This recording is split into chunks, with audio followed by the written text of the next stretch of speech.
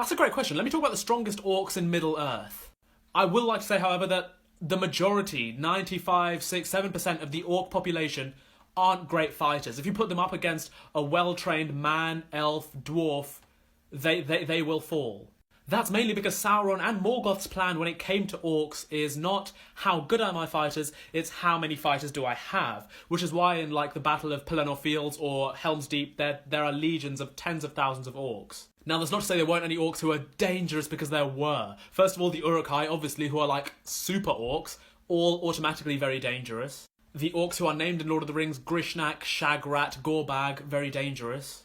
First off, we've got the Uruk-hai, who is Ugluk, who was created by Saruman, who attacked the Fellowship at Amon Hen. Incredibly strong, incredibly powerful, incredibly fast. They can move in sunlight, and he's pretty much the head of those Uruk-hai, so he's obviously on here. There's, of course, Lurtz as well, but he's only a creation for the movies. He's not part of the books or the source material, but he gave Aragorn a hard time, so I have to shout him out, obviously.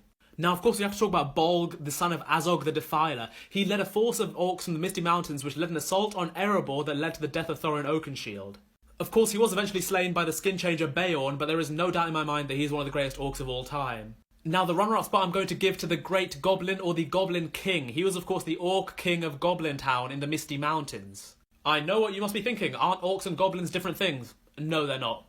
Orc and goblin, the words are synonymous. This thing was fucking huge, but what really gets me is the fact that he recognised Orcrist as a goblin cleaver and Glamdring as the foe hammer.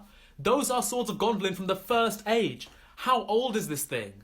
Plus, it does lend some validity to my own headcanon / personal theory that because orcs were perversions of elves, orcs are also immortal.